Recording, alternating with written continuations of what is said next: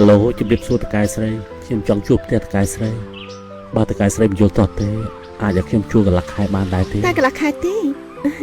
សុំតើខ្ញុំមិនជួលរយៈពេលខ្លីទេលោកជួលកន្លែងផ្សេងទេ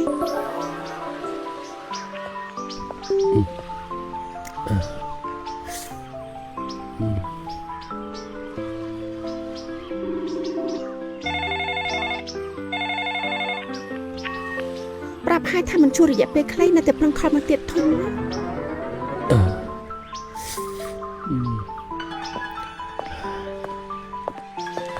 សួស្តីតកែស្រីលោកជាអ្នកណាពួកយើងទៅតែបានខកគ្នាតាមទូរស័ព្ទមកមិញហ្នឹងណាតែខ្ញុំចង់ជួលផ្ទះតកែស្រីបានកន្លះខែនោះអីក្រាញ់ខ្ញុំប្រាប់ឲ្យថាមិនជួលកន្លះខែទៅជួលកន្លែងផ្សេងទេណាខ្ញុំសុំតកែស្រីខ្ញុំសុំបងម្ដាយរបស់ខ្ញុំនឹងមកលេងក្រុងមកលេងខ្ញុំបានកុហកគាត់ថាខ្ញុំរស់នៅកន្លែងស្អាតទំនើបមានម៉ាស៊ីនត្រជាក់មានម៉ាស៊ីនបោកខោអាវគឺគាត់មកលេងខ្ញុំនឹងស្នាក់នៅតែកន្លះខែទេអញ្ចឹងហើយបានខ្ញុំសុំវល់តកែស្រីជួយខ្ញុំបន្តិចបានទេណាចុះឥឡូវនេះលោកស្នាក់នៅណាធ្វើការទៅខាងផ្លូវខាងនោះគេធ្វើការតែពេលថ្ងៃទេយប់ឡើងយកគេនឹងឃ្លាំងគេនឹងឯងអញ្ចឹងមិនអីទេខ្ញុំជួយឲ្យលោកចា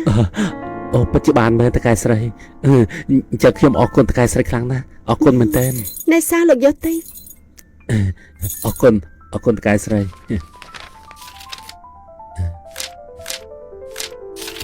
នេះតកែស្រីថ្លៃជួបផ្ទះកន្លះខែតកែស្រីយកទៅណាខ្ញុំទៅសិនហើយអរគុណ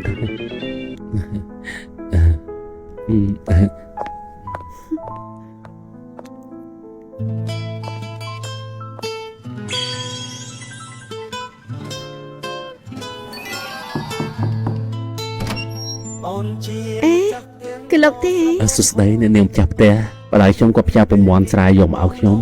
ក៏យកមកផ្ញើតកែស្រីទៅក្រែកតកែស្រីចូលចិត្តដែរមិនបាច់គួរសមទេមកចូលក្នុងអរគុណតកែស្រីហើយ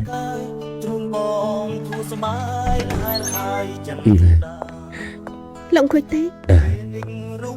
តើថ្ងៃនេះលោកគិតធ្វើអីខ្លះទេតាពិតទៅខ្ញុំមានរឿងខ្លះនាំលំបាកដល់អ្នកនាងទេលោកមានបញ្ហាអីប្រាប់ខ្ញុំចាំមិនបាច់ធ្វើអឹមអៀនទេអ្នកនាង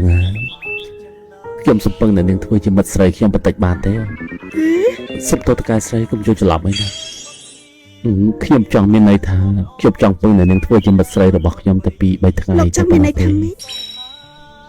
គឺចេះទេម្ដាយខ្ញុំគាត់មានជំងឺហើយគ្រូពេទ្យគេថាជីវិតគាត់សល់ពេលតិចណាស់ម្ដាយខ្ញុំគាត់មានប្រាថ្នារឿងមួយគឺគាត់ចង់ឃើញខ្ញុំរៀបអាពាហ៍ពិពាហ៍ហើយខ្ញុំមិនចង់ឲ្យគាត់អស់សង្ឃឹមមកលើខ្ញុំទេខ្ញុំបានខកគាត់ថាខ្ញុំមានមិត្តស្រីនៅទីក្រុងនេះហើយអញ្ចឹងខ្ញុំមិនទាន់ស្គាល់ឈ្មោះលោកនៅឡើយទេខ្ញុំឈ្មោះសូឡាចំណែកខ្ញុំឈ្មោះសាំងសូធីង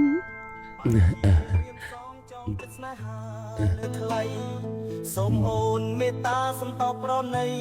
បងនឹងប្រាប់ម៉ែនាងសាងអរខ្ញុំសូមទោសផងណាដែលខ្ញុំនាំទុកដល់នាងខ្ញុំសូមលានាងសិនហើយណាអ្នកមីងគាត់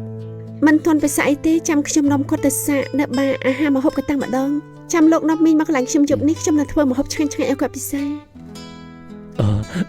អញ្ចឹងអរគុណហើយនាងសុធីង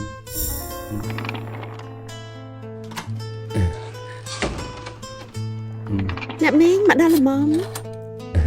ម៉ានេះគឺសុធីងអ្នកមីងសួស្ដីក្មួយចំណិតស្រីរបស់ស៊ូឡាងអាយ៉ា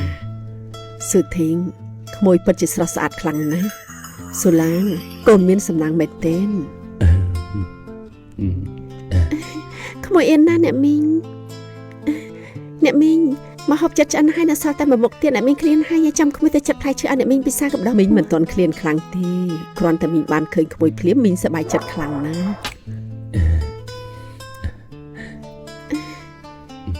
អ្នកមីងអញ្ចឹងអ្នកមីងសម្រាប់សិនទៅក្មួយទៅមើលសម្លមួយភ្លែត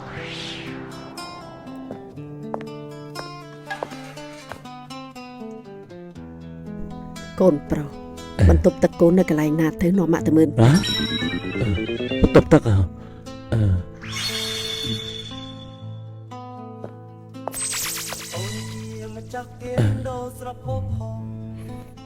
មានកាអី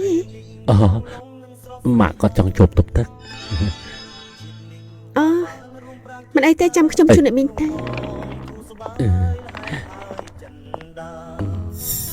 ណែម៉ាក់ពិសាសាច់ញ៉ាំអីល្អណែកូនញ៉ាំដែរទៅចាអរគុណអ្នកមីង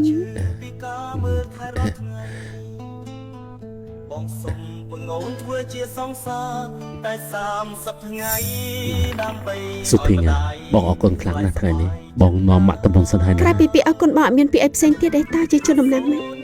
បានហើយមិនបាច់ជូនមីងទៅឆ្ងាយទេថ្ងៃនេះមីងអរគុណឯងច្រើនណាស់អ្នកមីងកុំគួរសំដាក់ក្មួយពេកអីកូនស្រី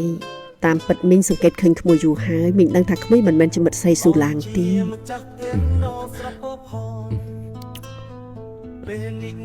ម៉ាក់បានដឹងវាអស់ហើយ ស៊ូឡាងម៉ាក់ដឹងពីជំងឺម៉ាក់រួចអស់ហើយម៉ាក់បារម្ភខ្លាចតែម៉ាក់មិនអាចរងចាំកូនបានយូរគឺវាដល់ពេលដែលកូនត្រូវមានគូសកលបើកូនអាចបំពេញបំណងម៉ាក់បានម៉ាក់ពិតជាត្រេកអរខ្លាំងណាស់អ្នកមីងតាមពិតក្មួយក៏កិនចឹងដែរក្មួយឃើញភាពកតញ្ញូរបស់ស៊ូឡាងគឺពិតជាធ្វើឲ្យក្មួយរំជួលចិត្តអ្នកមីងក៏ប្រកាន់នឹងក្មួយអីណាតែឲ្យមីងស្ដីបន្ទោសក្មួយយ៉ាងម៉េចទៅកើតមីងនៅមិនទាន់អរគុណដល់ក្មួយផងណាមីងតែងតែនឹកសម័យថាខ្លាចតែកូនប្រុសមីងរកមិនបានមិត្តស្រីដែលល្អដូចជាក្មួយអញ្ចឹងបើបានដូចក្មួយមីងលេចបារម្ភស្ដាយក្រោយអ្វីទៀតហើយ បងឃើញអូនស្អាតឆ្លាតហើយមានសមត្ថភាព អ្នកមីងទោះបីជាក្មួយនិងបងស៊ូឡាមិនមែនជាគូនឹងគ្នាបាទអ្នកមីងមិនយកទោះទេនោះអ្នកមីងទុកក្មួយដូចជាកូនស្រីមីងបានទេម្ដាយក្មួយទៅទលាចាក់លោកទេថ្មីនេះពេលក្មួយឃើញអ្នកមីងមើលទៅហាក់ដូចជាម្ដាយបង្កើតរបស់ក្មួយអញ្ចឹង